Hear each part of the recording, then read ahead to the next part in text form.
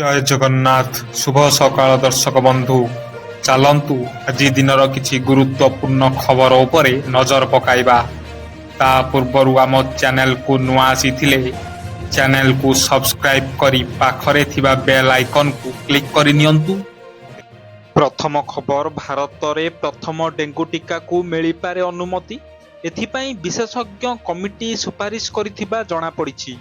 କେନ୍ଦ୍ରୀୟ ଔଷଧ ମାନକ ନିୟନ୍ତ୍ରଣ ସଂଗଠନର ଏକ ବିଶେଷଜ୍ଞ କମିଟି ଜାପାନର ବାୟୋଫାର୍ମ କମ୍ପାନୀ ଟାକେଡା ଦ୍ୱାରା ପ୍ରସ୍ତୁତ ଡେଙ୍ଗୁ ଟିକାକୁ ଭାରତ ଆମଦାନୀ କରିବା ପାଇଁ ସୁପାରିଶ କରିଛି।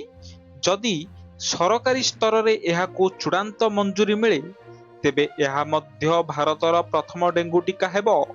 ଏହି ଟିକାର ନାମ କ୍ୟୁ ଡେଙ୍ଗୁ TK003। ଏହା ଏକ ଟେଟ୍ରାଭାଇଲେଣ୍ଟ ଟିକା, ଯାହା ଡେଙ୍ଗୁର 4ଟି ଯାକ ସାରୋଟାଇପ୍ ବିରୋଧରେ ଲଢ଼ିବାକୁ ସକ୍ଷମ। ପରବର୍ତ୍ତୀ ଖବର, ମହାଯୁଦ୍ଧ ଭିତରେ ଡରାଇଲାଣି କୋଭିଡର ନୂଆ ଭାରିଏଣ୍ଟ। ପାଖାପାଖି 23 ଦେଶରେ କଲାଣି କାୟା ବିସ୍ତାର, ଯାହା ଏବେ ଧୀରେ ଧୀରେ ଅନ୍ୟ ଦେଶକୁ ବ୍ୟାପିବାରେ ଲାଗିଛି। ଯାହାକୁ ନେଇ ଚିନ୍ତା ବଢ଼ିବା ସହ ଭୟ ମଧ୍ୟ ବଢ଼ିଲାଣି। ବିଶେଷଜ୍ଞମାନେ ସୂଚାଇ ଦେଇଛନ୍ତି ଯେ ଭାରତର ଜନସଂଖ୍ୟାର ଏକ ବଡ଼ ଅଂଶକୁ ପୂର୍ବରୁ ଟିକାକରଣ କରାଯାଇଛି, ଯାହା ଏହି ଭ୍ୟାରିଏଣ୍ଟ ବିରୁଦ୍ଧରେ ସୁରକ୍ଷାର ସାହାଯ୍ୟ କରିପାରିବ। ପରବର୍ତ୍ତୀ ଖବର, ଭାରତ ଆସିବାକୁ ଥିବା ବିମାନ ଉପରେ ଆମେରିକାର ଏୟାର ଷ୍ଟ୍ରାଇକ୍। ଇରାନର ଏକ ବିମାନ ଭାରତ ଆସିବା ଆଗରୁ ଆକ୍ରମଣର ଶିକାର ହୋଇଛି। ମସହଦ ଅନ୍ତର୍ଜାତୀୟ ବିମାନବନ୍ଦରରେ ଥିଲା ମହାନ ଏୟାରର ଏହି ବେସାମରିକ ବିମାନ। ତାହା ମାନବୀୟ ସହାୟତା ନେବା ପାଇଁ ଦିଲ୍ଲୀକୁ ଆସିବାର ଥିଲା। ତେବେ ଆମେରିକା ଆକାଶମାର୍ଗରୁ ଆକ୍ରମଣ କରିବା ପରେ ବିମାନଟି କ୍ଷତିଗ୍ରସ୍ତ ହୋଇଛି। ଏନେଇ ଇରାନ ପକ୍ଷରୁ ସୂଚନା ଦିଆଯାଇଛି। ଜାତୀୟ ଗଣମାଧ୍ୟମରେ ପ୍ରକାଶିତ ଖବର ଅନୁସାରେ ଏହି ବିମାନଟି ଯୁଦ୍ଧ ପୀଡ଼ିତାଙ୍କ ପାଇଁ ଦିଲ୍ଲୀରୁ 11 ଟନ୍ରୁ ଅଧିକ ଔଷଧ, ଚିକିତ୍ସା ଉପକରଣ ଓ ଅନ୍ୟ ଜରୁରୀ ସାମଗ୍ରୀ ଧରି ପୁଣି ଇରାନ ଫେରିଥାନ୍ତା। ପରବର୍ତ୍ତୀ ଖବର, ଅମଳ ସମୟରେ ଆଳୁ ମହଙ୍ଗା।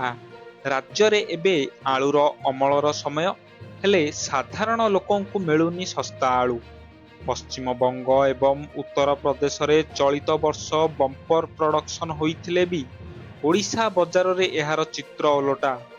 ହୋଲସେଲ ଦର କିଲୋ ପିଛା 2.5ରୁ 4.5 ଟଙ୍କା ଥିବା ବେଳେ ଖୁଚୁରା ବଜାରରେ ଏହା 15ରୁ 20 ଟଙ୍କାରେ ବିକ୍ରି ହେଉଛି। ପରବର୍ତ୍ତୀ ଖବର, ରାଜ୍ୟରେ 4,27,487 କ୍ଷତିଗ୍ରସ୍ତ ଫେରିପାଇଲେଣି ଚିଟଫଣ୍ଡ ଟଙ୍କା। Rose Valley Group, Golden Land Value ଏବଂ ହାଇଟେକ୍ ଇଷ୍ଟେଟ୍ ପ୍ରମୋଟର ଗ୍ରୁପର 8,78,953 ଆବେଦନକାରୀଙ୍କ ମଧ୍ୟରୁ 3,27,642 ଜମାକାରୀଙ୍କୁ 128 କୋଟି ଟଙ୍କା ଫେରସ୍ତ କରାଯାଇଛି ବୋଲି ବିଧାନସଭାରେ ଲିଖିତ ଉତ୍ତର ରଖିଛନ୍ତି ମୁଖ୍ୟମନ୍ତ୍ରୀ ମୋହନ ଚରଣ ମାଝୀ। ପରବର୍ତ୍ତୀ ଖବର, ମହିଳାଙ୍କ ସଞ୍ଚୟ ବଢ଼ାଇଛି ସୁଭଦ୍ରା। ରାଜ୍ୟ ସରକାରଙ୍କ ପ୍ରମୁଖ ମହିଳା ସଶକ୍ତିକରଣ ଯୋଜନା ସୁଭଦ୍ରା ପ୍ରଭାବରେ ହିତାଧିକାରୀମାନଙ୍କ ସଞ୍ଚୟରେ ଉଲ୍ଲେଖନୀୟ ବୃଦ୍ଧି ଘଟିଛି। ଭାରତୀୟ ଷ୍ଟେଟ ବ୍ୟାଙ୍କ SBIର ଗବେଷଣା ଶାଖା ପକ୍ଷରୁ ଜାରି କରାଯାଇଥିବା ଏକ ରିପୋର୍ଟରେ କୁହାଯାଇଛି ଯେ ସୁଭଦ୍ରା ଯୋଜନା ହିତାଧିକାରୀଙ୍କ ସଞ୍ଚୟରେ 45% ବୃଦ୍ଧି ହୋଇଛି। ହିତାଧିକାରୀମାନଙ୍କ ବ୍ୟୟରେ ମଧ୍ୟ 28%ର ବୃଦ୍ଧି ହୋଇଛି। ପରବର୍ତ୍ତୀ ଖବର, ଲସ୍କର ଆତଙ୍କୀକୁ ଧରିଲା ଦିଲ୍ଲୀ ପୋଲିସ।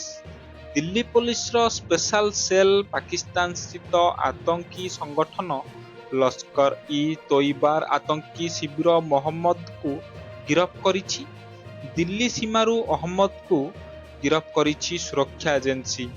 ଶିବିର ଅହମ୍ମଦ ବାଂଲାଦେଶରେ ବସି ପାକିସ୍ତାନ ଗୁପ୍ତଚର ସଂସ୍ଥା ISI ଇସାରାରେ ଲସ୍କରର ଏକ ନୂଆ ମଡ୍ୟୁଲ ତିଆରି କରୁଥିଲା। ଭାରତର ଯୁବପିଢ଼ିଙ୍କ ମନରେ ଭାରତ ବିରୋଧୀ ଚିନ୍ତାଧାରା ଭର୍ତ୍ତି କରି ସେମାନଙ୍କୁ ଆତଙ୍କୀ ସଂଗଠନରେ ସାମିଲ କରିବାକୁ ଉଦ୍ୟମ ଚଳାଇଥିଲା। ପରବର୍ତ୍ତୀ ଖବର, ଯୁଦ୍ଧ ନେଇ ରାଜ୍ୟର ପ୍ରସ୍ତୁତି ସମ୍ବନ୍ଧରେ ବୈଠକ। ଦେଶକୁ ଚିନ୍ତାରେ ପକାଇଛି ମଧ୍ୟପ୍ରାଚ୍ୟ ଯୁଦ୍ଧ, ଯାହାକୁ ମୁକାବିଲା କରିବା ପାଇଁ ରାଜ୍ୟଗୁଡ଼ିକୁ ସତର୍କ କରିଆସୁଛି କେନ୍ଦ୍ର। ଏହାରି ଭିତରେ ପ୍ରଧାନମନ୍ତ୍ରୀ ଦେଶର ସମସ୍ତ ରାଜ୍ୟର ମୁଖ୍ୟମନ୍ତ୍ରୀଙ୍କ ସହ ଆଲୋଚନା କରିଛନ୍ତି। ସେଥିରେ ମଧ୍ୟ ଭାଗ ନେଇ ଓଡ଼ିଶାର ମୁଖ୍ୟମନ୍ତ୍ରୀ ମୋହନ ଚରଣ ମାଝୀ ରାଜ୍ୟର ପ୍ରସ୍ତୁତି ସମ୍ବନ୍ଧରେ ପ୍ରଧାନମନ୍ତ୍ରୀଙ୍କୁ ଅବଗତ କରିଥିଲେ। ପରବର୍ତ୍ତୀ ଖବର 10 ବର୍ଷରେ 10,000 ମାଓବାଦୀଙ୍କ ଆତ୍ମସମର୍ପଣ। 2026 ମାର୍ଚ୍ଚ 31 ସୁଦ୍ଧା ଦେଶକୁ ମାଓବାଦୀ ସମସ୍ୟାରୁ ସମ୍ପୂର୍ଣ୍ଣ ମୁକ୍ତ କରିବା ଲାଗି ସ୍ୱରାଷ୍ଟ୍ର ମନ୍ତ୍ରୀ ଅମିତ ଶାହା ଘୋଷଣା କରିଥିଲେ। ସଦ୍ୟ ସମୀକ୍ଷା ଅନୁଯାୟୀ ଦେଶରେ ମାଓବାଦୀ ପ୍ରଭାବିତ ଜିଲ୍ଲା ସଂଖ୍ୟା 8ରୁ 7କୁ ହ୍ରାସ ପାଇଛି। ମାଓବାଦୀ ନିରୋଧୀ ଅଭିଯାନରେ ଅଧିକ ସୁରକ୍ଷା ବଳଙ୍କୁ ସାମିଲ କରାଯାଇ ସମୟସୀମା ଶେଷ ସୁଦ୍ଧା ଅବଶିଷ୍ଟ ସଶସ୍ତ୍ର ମାଓବାଦୀଙ୍କୁ ନିପାତ କରିବା ଲାଗି ଉଦ୍ୟମ ଜାରି ରହିଛି। ପରବର୍ତ୍ତୀ ଖବର ଜମ୍ମୁ ଏବଂ କାଶ୍ମୀରର ମୁଖ୍ୟମନ୍ତ୍ରୀ ଓମାର ଅବଦୁଲ୍ଲା ଯୁଦ୍ଧକୁ ନେଇ ନିଜ ମତ ରଖିଛନ୍ତି। ସେ କହିଛନ୍ତି, ଆମେ ନିଶ୍ଚିତ ଭାବରେ ଆଶା କରୁଛୁ ଯେ ଖୁବ୍ ଶୀଘ୍ର ଯୁଦ୍ଧ ଶେଷ ହେବ।